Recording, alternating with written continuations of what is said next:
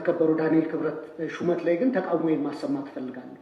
ሃይማኖት መምህር በማይጠበቅ ሁኔታ እነዚህን አረጋዊ አባት ከፍ ዝቅ አድርገው በሚዲያ የተናገሩ ስለሆነ ጥያቄ ከኢትዮጵያ ጋር ስነ ስርዓት የስነ ስርዓት እርሶ እንደ ልብ እንደተናገሩኛ እናገራለን። ስነ ስርዓት ችግር አድምተን እናገራለን። የስነ ስርዓት ጥያቄ አይደል? ብፁዕ አባታችን ብሎ ፓትርያርኩን ያነሱ መጀመሪያ ስነ ስርዓቱ ብፁዕ አይደሉም፣ ቅዱስ ነው በቤተክርስቲያን ስርዓት። ብፁዕ ማለት ማውረድ ነው የፓትርያርኩ ስም።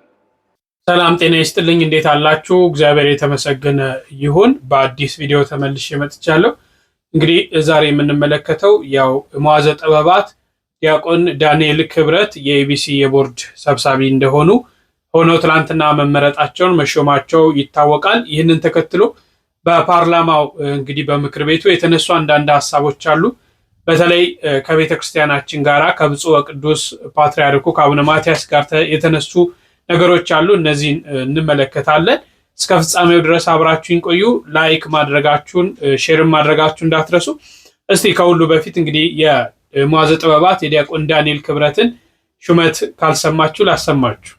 የጠቅላይ ሚኒስትር አብይ አህመድ የማህበራዊ ዘርፍ አማካሪ ሚኒስትር መዋዘ ጥበባት ዲያቆን ዳንኤል ክብረት የኢትዮጵያ ብሮድካስቲንግ ኮርፖሬሽን ኢቢሲ የስራ አመራር ቦርድ ሰብሳቢ ሆነው በፓርላማ ተሹመዋል። የህዝብ ተወካዮች ምክር ቤት በዛሬ በሚያካሂደው መደበኛ ስብሰባ ለኮርፖሬሽኑ ቦርድ አባልነት የቀረቡ 9 እጩዎችን መርምሮም አጽድቋል። የጠቅላይ ሚኒስትር የማህበራዊ ዘርፍ አማካሪ ሚኒስትር መዋዘ ጥበባት ዲያቆን ዳንኤል ክብረት የቦርዱ ሰብሳቢ የኢትዮጵያ አርቲፊሻል ኢንተለጀንስ ኢንስቲትዩት ዋና ዳይሬክተር ዶክተር ወርቁ ጋቼኖ እንዲሁም ደግሞ የጤና ሚኒስትር ዶክተር መቅደስ ዳባ፣ የቱሪዝም ሚኒስትር ዴታ ዶክተር እንደገና አበበ፣ የሰላም ሚኒስትር ዴታ አቶ ቸሩ ጌታ ገነነ፣ የቀድሞ የኢትዮጵያ ብሮድካስት ባለስልጣን ዋና ዳይሬክተር ዶክተር ጌታቸው ድንቁ አዲስ የተሾሙ የቦርድ አባላት ናቸው። የውጭ ጉዳይ ኢንስቲትዩት ዋና ዳይሬክተር አቶ ጃፋር በድሩ፣ የአብን ፓርቲ አመራር አቶ የሱፍ ኢብራሂም እንዲሁም ከብልጽግና ፓርቲ ዶክተር አብዱልዋሳ አብዱላሂ ደግሞ የቀድሞ የቦርዱ አባል ሲሆኑ በአባልነት እንዲቀጥሉም ተደርገዋል። ምክር ቤቱ ከዚህም ባሻገር አቶ ልዑል ካሳይ ወልዱና አቶ ምትኩ ማዳ ድልነሳው የፌዴራል ከፍተኛ ፍርድ ቤት ምክትል ፕሬዝዳንት አድርጎ ሾሟል። በተጨማሪ ምክር ቤቱ 50 የፌዴራል የመጀመሪያ ደረጃ ፍርድ ቤት ዳኞችን ሹመትም አጽድቋል። እሺ እንግዲህ ይህ ሹመት ያው በምክር ቤቱ ሲጸድቅ የተነሱ አንዳንድ ሀሳቦች አሉ። ያው በምክር ቤቱ የሚገኙ አካላቶች የራሳቸውን የተቃውሞም የድጋፍም ያደረጉ አሉ። ይሄ ያው ሁልጊዜ የሚጠበቅ ነው። ተቃውሞችም ተነስተዋል። ይህን ተቃውሞ ተንተርሶ ደግሞ የተነሱ ድጋፎችም አሉ። እዚህ ውስጥ ግን ስለ ቤተክርስቲያናችን የተነሳውን ጉዳይ እንመለከታለን። ከመጣኑ አይቀር ደግሞ የተነሳውን ተቃውሞ ውስጥ ይላሰማችሁ። ከበሩ ዳንኤል ክብረት ሹመት ላይ ግን ተቃውሞዬን ማሰማት ፈልጋለሁ። አንደኛ የተከበሩ አቶ ዳንኤል ክብረት የሃይማኖት መምህር ሆነው ረጅም ጊዜ የምናውቃቸው ናቸው። ለአንዳንዶቻችን በወጣትነት ጊዜያችን ጽሁፋቸውን እያነበብን የተማርንባቸው እንዳሪያ ምንቆጥራቸው የነበሩ ሰው ናቸው። ቅርብ ጊዜ የመንግስት ተሿሚ ከሆኑ በኋላ ግን እያደረጉት ያለው እንቅስቃሴ ላሉበት የጠቅላይ ሚኒስትሩ የማህበራዊ ጉዳይ አማካሪነት ማይመጥን በዋነኝነት የጦርነት ፕሮፓጋንዳ አሳላጭና አቀጣጣይ ሆነው አግኝቻቸዋለሁ ብዬ አስባለሁ። በዚህ በጣም አዝናለሁ። ይህ ጉዳይ ባይዘወይ የኔ ጀጅመንት ብቻ ሳይሆን የአሜሪካ ስቴት ዲፓርትመንትም አደገኛና አሳሳቢ ፕሮፓጋንዳ የሚቀሰቅሱ ብሎ ከዚህ አይነት ድርጊታቸው እንዲታቀቡ ብሎ መግለጫ ያወጣባቸው ናቸው። እሱ ብቻ አይደለም። በሰሜኑ ጦርነት ወቅት ሁላችንም የነበርንበት አሰላለፍ ይታወቃል። በዛ ወቅት የቅድስት ኦርቶዶክስ ተዋህዶ ፓትርያርክ የሆኑትን አረጋዊውን አባት ብፁዕ አባታችንን ለቤተ ክርስቲያን ለምእመኑ ድህነት ለሀገር ደህንነት ስጋት ናቸው ብለው ከአንድ የሃይማኖት መምህር በማይጠበቅ ሁኔታ እኒህን አረጋዊ አባት ከፍ ዝቅ አድርገው በሚዲያ የተናገሩ ስለሆነ ብዙ ኦርቶዶክስ አማኝም በዚህ ስለተከፋ እና የኢትዮጵያ ብሮድካስቲንግ ኮርፖሬሽን ደግሞ የኢትዮጵያ ሕዝብ 10 ብር በየወሩ ከእያንዳንዱ ቤት እየተቆረጠ የሚተዳደር የቴሌቪዥን ጣቢያ ስለሆነ እንደዚህ አይነት አወዛጋቢ ሰዎች በቦርድነት እና በቦርድ አባልነትም በቦርድ ሰብሳቢነትም ከሚመሩት ይልቅ ሁሉንም የሚያስማሙ እኔ ለምሳሌ ዶክተር ጌታቸው ድንቁን ስልጠናም ለዚህ ምክር ቤት አባላት ተሰጥቷል። በጣም ካፔብል የሆኑ ናቸው። የፖለቲካ አፊሊዬሽናቸውን አላውቅም። በሙያቸው ብቻ ግን እሳቸው ሰብሳቢ ቢሆኑ ፈልጋለሁ። በግል እንደሳቸው አይነት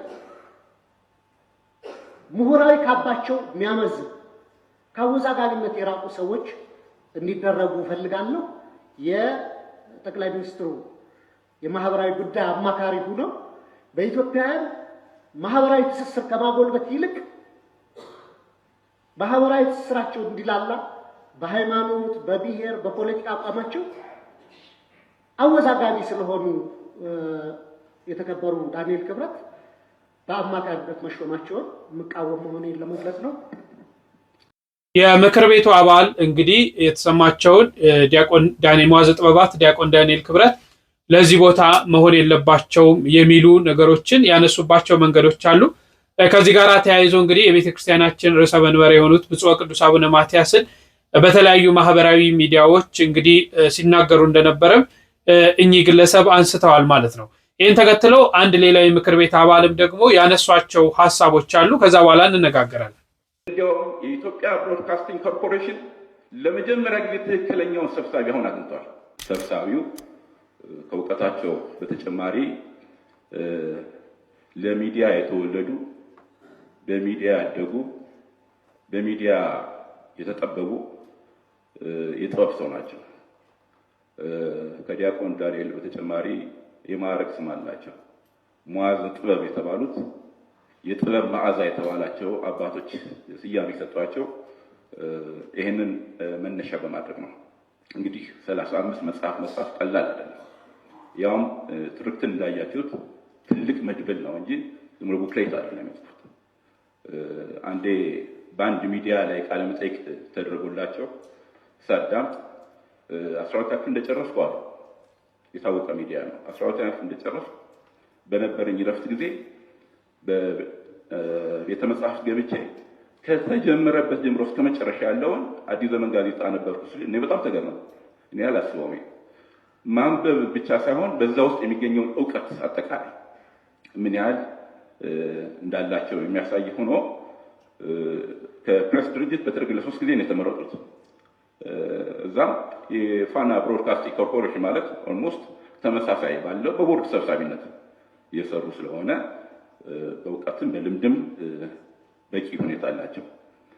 ሆኖም ለየት ያለ ሀሳብ ከተከበሩ የተነሳን ጉዳይ በተመለከተ እኔ በጣም ገርሞኛል። ለምሳሌ ከተነሱት ሀሳቦች ጦርነት አሳላጭ፣ በሰሜኑ ጦርነት እንደዚህ ነበሩ። በሰሜኑ ጦርነት እኔም እሳቸውም ግንባር ድረስ ተናጋሪው ከግንባር ድረስ ተሰልፈናል። ያን ጊዜ ሳይነገር ዛሬ ላይ በሰሜኑ ጦርነት የአሜሪካ ስቴት ዲፓርትመንት በሰሜኑ ጦርነት ጊዜ ከማን ጋር እንደቆመ እናውቃለን። አሁን አስተላለፋቸውን ኢትዮጵያን ሊያፈርስ፣ ኢትዮጵያን ሊበትን፣ ዛሬ ሰላም ላይ ሆነን አይደለም መነጋገር ያለብን። ያስታውሳላችሁ የምክር ቤት አባላት አዲስ አበባ ሱሉልታ ላይ ስልጠና ልንጀምር ስንል ኮምቦልቻ ተይዟል ተብሎ የተከበሩ አፈ ጉባኤ ያስታውሳሉ። ክቡር ተናጋሪው ጭምር ናቸው። ይሄ ስልጠና ቀርቶ በዚህ ወቅታዊ ጉዳይ እንወያያለን ቅድም የተናገሩት የተከበሩ ናቸው። ጊዜ መሰጠት የለበትም ያሉት። አሁን በተቃራኒው ደግሞ አሁን የጦርነት አሳላጭ የሰሜኑ ጦርነት ላይ ግፍ ፈጽመዋል የሚለው ይሄ አግባብነት አይጠበቅም። ከአንድ ምክር ቤት አንድ ይሄ እንዲመዘገብ ስቴት ዲፓርትመንት የለ ሌላ ሁሉ ዓለም እኮ ኢትዮጵያን ሄዶ ነበር በዛ ሰዓት። በዚህ ጊዜ ከኢትዮጵያ ጋር ስነ ስርዓት እርስዎ እንደ ልብ እንደተናገሩኝ እንናገራለን፣ አድምተን እንናገራለን። የስነ ስርዓት ጥያቄ አለ። ለእኔ መልስ እንዲሰጠኝ የምፈልገው ሞሽኑን ካቀረቡት ጥያቄ የሚያቀርቡት ሞሽኑን ያቀረቡት ወይም በተከበረው አፈ ጉባኤ እንጂ የተከበረው የምክር ቤት አባል ለእኔ መልስ የሚሰጥ ከሆነ እኔ ተጻራሪ መልስ መስጠት ይችላል። እሺ መመለስ ይችላል። ስለዚህ አሁን በሰላም ጊዜ ግን አስተላለፍን ከሌላ ጋር አድርጎ በወቅቱ በቁርጥ ቀን የተገኘን የሀገር ልጅ በዚህ ሁኔታ ለማጠልሸት ማሰብ ትክክል አይደለም። አንዴ ነው። ሁለተኛ ብፁዕ አባታችን ብሎ ፓትርያርኩን ያነሱ መጀመሪያ ስነ ስርዓቱ ብፁዕ አይደሉም፣ ቅዱስ ነው በቤተክርስቲያን ስርዓት። ብፁዕ ማለት ማውረድ ነው የፓትርያርኩ ስም። ሁለተኛ ስለ ቅዱስ ፓትርያርኩ ይሄ ምክር ቤት እንዲያውቅልኝ የምፈልገው እኔም የቤተክርስቲያን በወቅቱ አገልጋይ ስለሆንኩኝ ፓትርያርኩ በሚመረጡበት ጊዜ ከ13ቱ አስመራጭ ኮሚቴዎች አንዱ ነኝ። የአስመራጭ ኮሚቴው የህዝብ ግንኙነትን ደርቤ የፋይናንስን ስራዎችን ስራ የነበርኩና ምርጫውን ከመሩት ሰዎች አንዱ ነኝ። ከኔ የሚቀድምና የሚቆረቆር ያለ አይመስለኝም። አሁን በዚህ ላይ ግን የተከበሩ ዲያቆን ዳንኤል የቤተ ክርስቲያኗ ብርቅዬ የቁርጥ ቀን ልጅ ናቸው። በቤተ ክርስቲያን አባት ላይ ይህን ያደርጋሉ ብሎ ሲቀርብ በትክክለኛ አውድ መቅረብ አለበት። በወቅቱ የሃይማኖት መሪ ለምን ከእግዚአብሔር ከሰማይ አይወርድም ያለ ቦታው በፖለቲካ ውስጥ ከገባ ኖ መግባት የለብህም ማለት ትክክለኛ ነው። በወቅቱ እኒህ አባት ሰዎች አሳስተዋቸው በሰሜኑ ጦርነት 120 ሺህ ሴቶች ተደፍረዋል ብለው በሚዲያ ተናግረዋል። 120 ሺህ ዓመት ሙሉ ቢሰራ ይሰራል። የተሳሳተ መረጃ። አሁን እኮ አለ ኦዲዮ ተጽፎ የተሰጣቸው እኒህን አባት 120 ሺህ ብለው ነው የተናገሩት። ከዚህ አንፃር ይሄ አግባብነትን አገርን የሚያፈርስ ነው እንደ አንድ ሃይማኖት አባት ብሎ ማስተካከያ መስጠት እንደ ቤተክርስቲያን ልጅነቱ በወቅቱ እንዲያውም ትክክለኛ የቤተክርስቲያን እውነት ነው። አሁን ይሄ እንግዲህ ይሄን የተናገርኩት እና በሌላው የሚዲያ ፍጆታ እንደሚሆን አውቃለሁ። ይሁን እኔ ከእውነትና ከእውነት ጋር ቆማለሁ። በዚህ አንፃር እንዲያውም የኢትዮጵያ ብሮድካስቲንግ ኮርፖሬሽን ለመጀመሪያ ጊዜ ትክክለኛውን ሰብሳቢ አሁን አግኝቷል። አመሰግናለሁ። እንደሰማችሁት ነው። ሌላውን ሀሳብ ለእናንተ ተዋለሁ። እዚህ ውስጥ ማንሳት የምፈልገው ብፁዕ ወቅዱስ አቡነ ማትያስን ብፁዕ አይባሉም፣ ብፁዕ ብሎ መጥራት ብፁዕ አቡነ ማትያስን ብፁዕ ወቅዱስ አቡነ ማትያስን ብፁዕ ብሎ መጥራት ማውረድ ነው የሚሉ ነገሮችን አንስተዋል።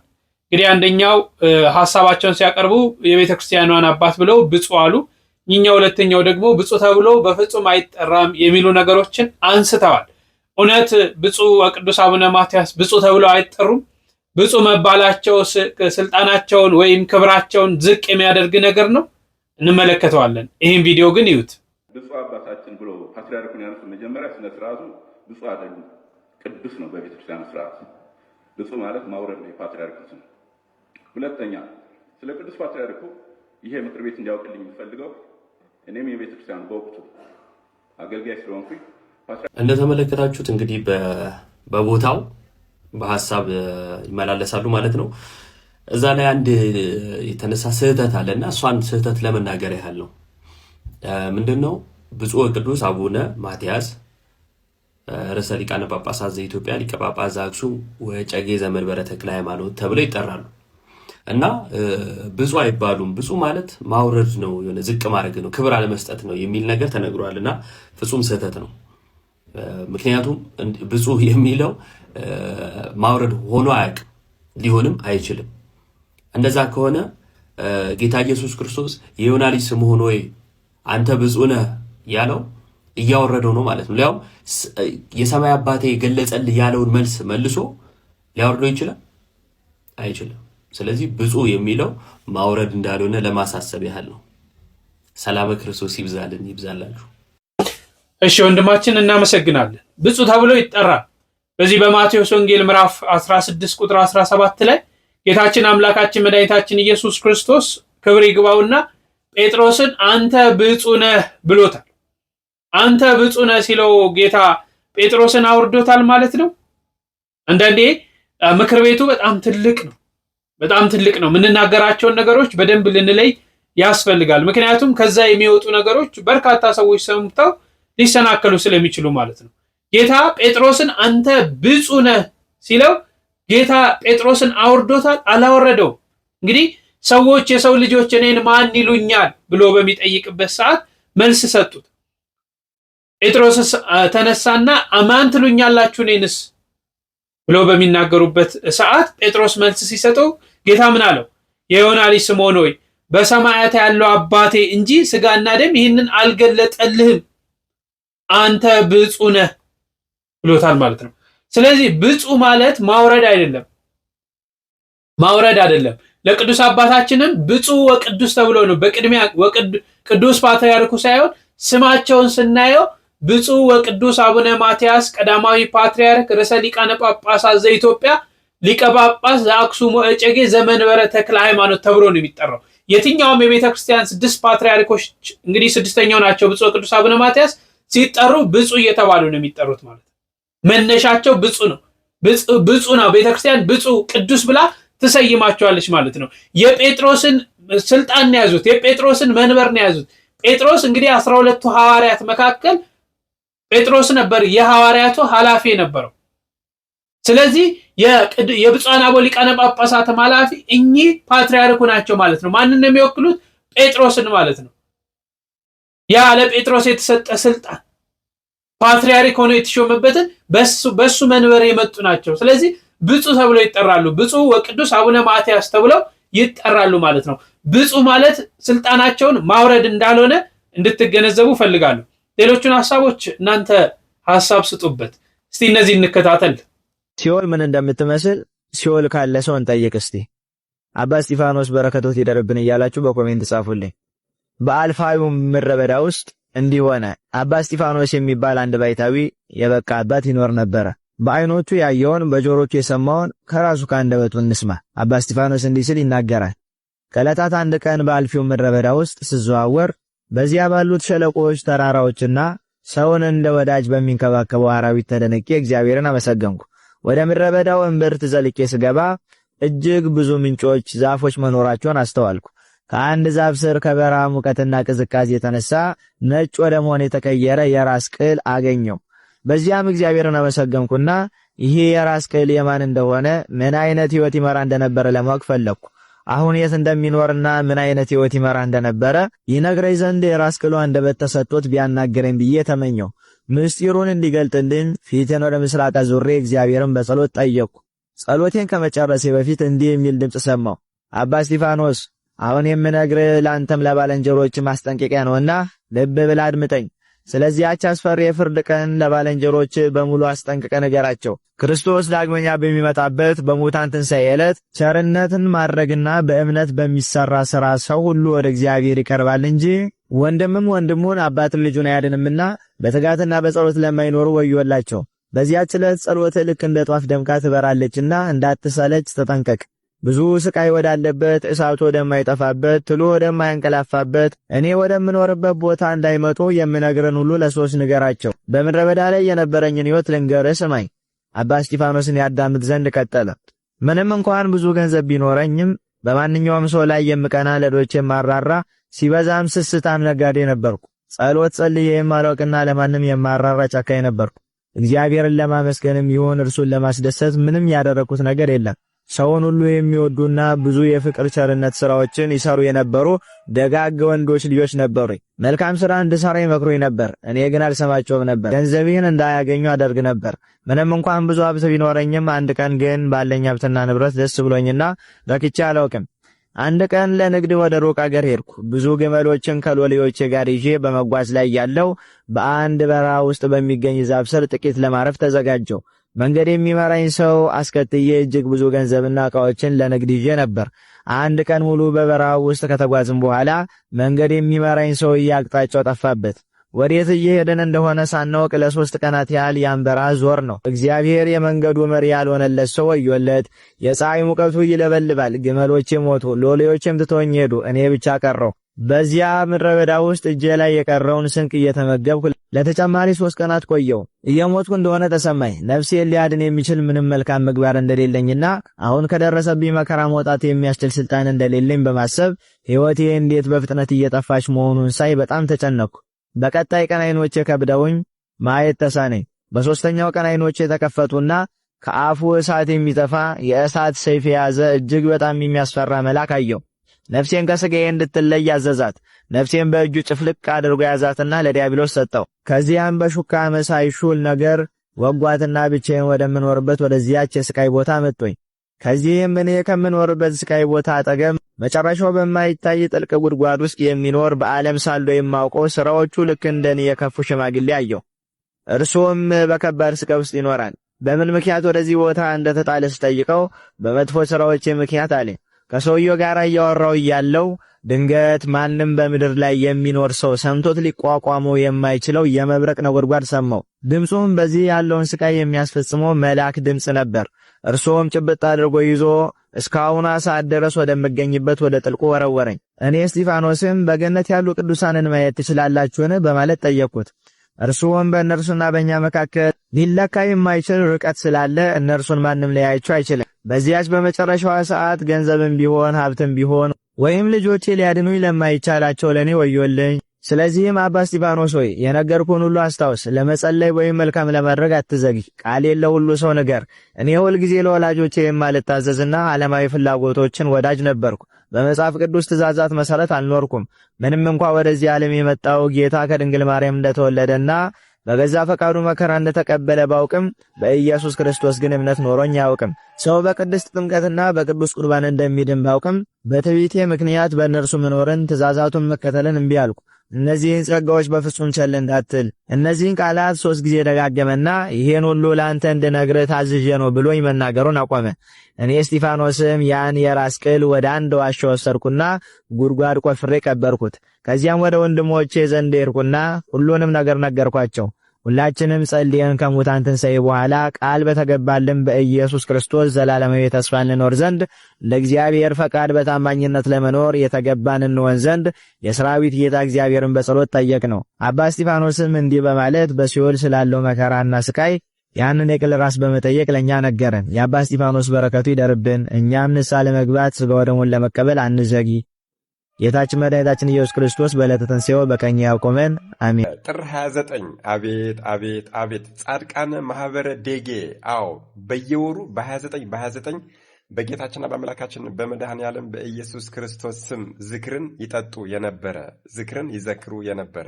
አዎ ብዛታቸውም 3000 ሲሆን መድኃኔ ዓለም ኢየሱስ ክርስቶስ 3001ኛ እየሆነ እየመጣ አብሯቸው ዝክሩን ይካፈልላቸው የነበረ። በዚህም የተነሳ መድኃኔ ዓለም ኢየሱስ ክርስቶስ ሞትን አትቀምሱም ስላላቸው ጥር 29 ቀን የመጨረሻውን መታሰቢያ አድርገው በጥር 30 ቀን የተሰወሩት ሞትን ሳይቀምሱ ወደ ብሔረ ሕያዋን የተሰወሩት ቅዱሳን ማህበረ ዴጌ ነገ ጥር 29 ዓመታዊ የመታሰቢያ በዓላቸው ነው። አደራ ይህ ቪዲዮ ለሁሉም ሰው ይዳረስ ዘንድ የተለመደ ትብብራችሁ ኮፒ ሊንክ ማድረግ እንዳይረሳ ጠይቃለሁ። ለቤቱ አዲስ የሆናችሁ ፎሎ ማድረግ እንዳይረሳ። ጻድቃነ ማህበረ ዴጌ። እነዚህ ቅዱሳን ኢትዮጵያውያን ባይሆኑም የነበሩትና ያበሩት ግን በኢትዮጵያ ያውም በትግራይ በአክሱም ነበር። እነዚህ ቅዱሳን ቁጥራቸው ብዛታቸው 3000 ሲሆን ሮማውያን ዜግነት ያላቸው ናቸው። ወደ ኢትዮጵያ ልክ እንደተሰዓቱ ቅዱሳን ከብዙ ሺህ ዓመታት በፊት ተሰባስበው መጥተዋል። ከዚያም ወደ ትግራይ አክሱም በመሄድ ከአክሱም ራቅ ብላ ያለች አንዲት ቦታ አዘጋጅተው በዚያ ተሰባስበው መኖር ጀምረዋል። እነሱ የመረጧት ያቺ ቦታ ደግሞ የማቴዎስ ወንጌላዊ በዓት ነበረች ይባላል። ምክንያቱም የሐዋርያው የቅዱስ ማቴዎስ በትረ መስቀል በዚያች ቦታ ተገኝታለችና። ጻድቃነ ማህበረ ዴጌ ሕጋቸው አንዲት ናት፣ እርሷም ፍቅር ናት።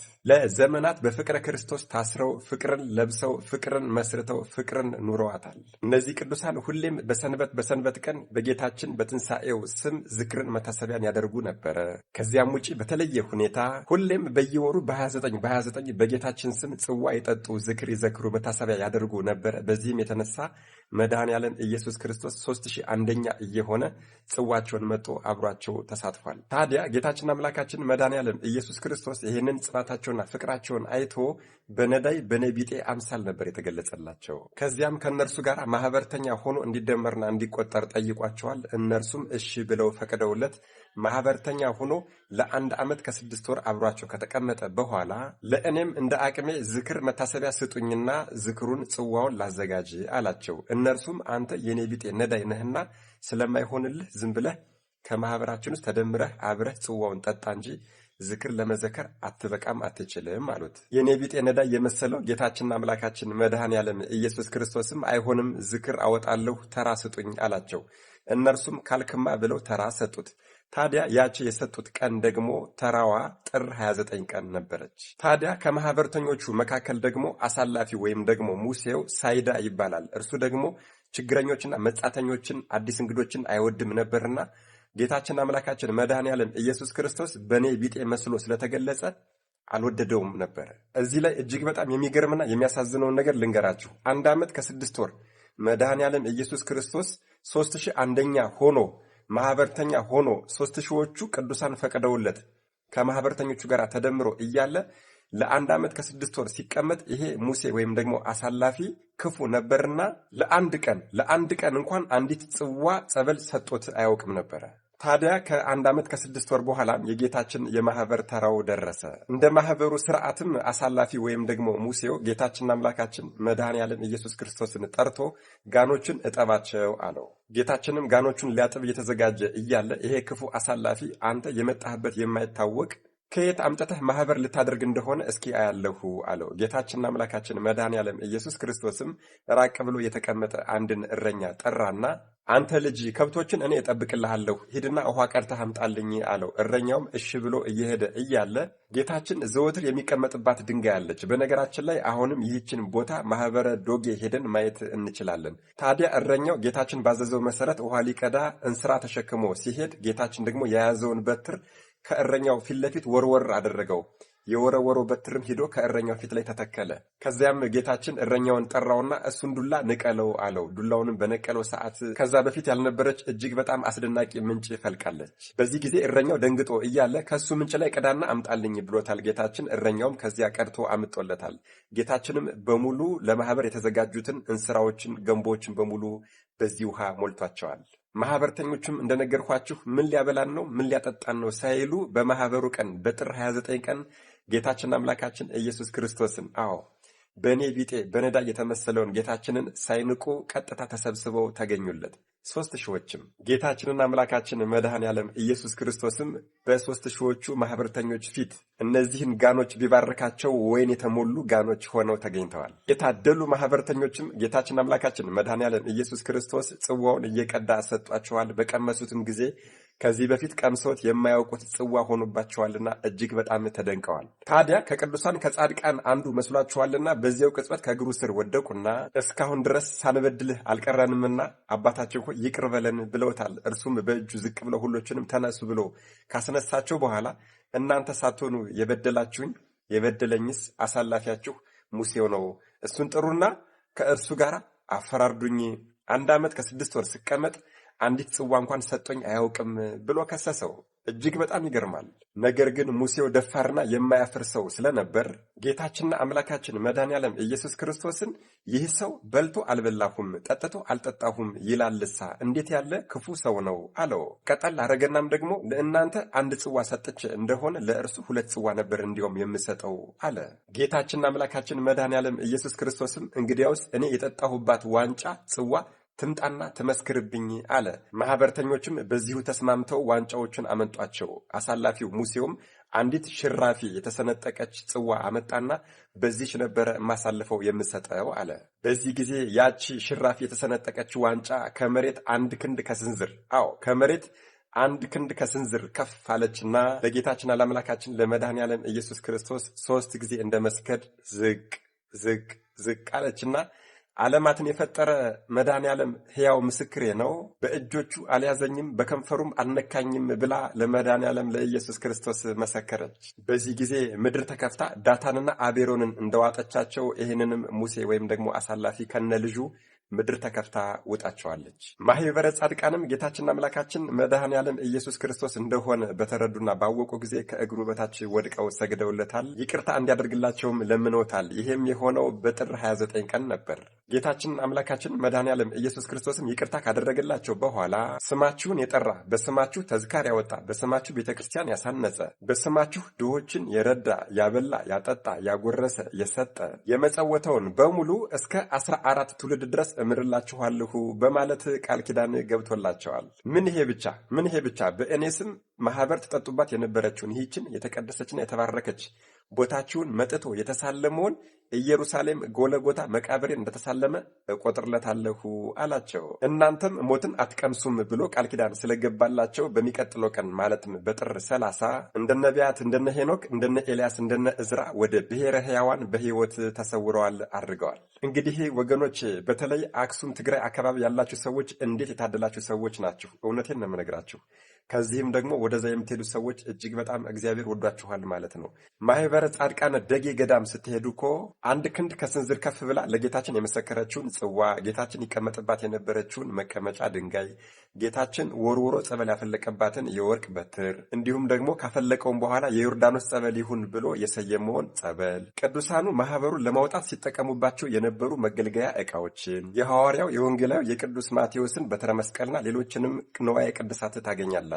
እንግዲህ ሁሌም እንደምናገረው የሚያውቁትን ለማያውቁት ማሳወቅ በጎነት ነውና አደራ በሚቻላችሁ መጠን ይህንን ቪዲዮ በደንብ አድርጋችሁ ኮፒ ሊንክ በማድረግ ይህንን ድንቅ የሆነ የቤተ ክርስቲያናችንን ተጋድሎ ሁሉም ህዝበ ክርስቲያን ይወቀው። ለቤቱ አዲስ የሆናችሁ ፎሎ ማድረግ እንዳይረሳ እላለሁ። መድኃኔዓለም ኢየሱስ ክርስቶስ ከማህበረ ጻድቃነ ደጌ ረድኤት፣ በረከት፣ ምልጃ፣ ቃል ኪዳን፣ ፍቅር አይለየን። አሜን። ይቆየን። ለመምህሮቻችን እግዚአብሔር አምላክ ቃል ሕይወትን ያሰማልን፣ እኛም በሰማነው ፍሬ የምናፈራበት ያድርገን ለማለት እወዳለሁ። በሌሎች መረጃዎች እስክንገናኝ ድረስ ቸር ቆዩልኝ።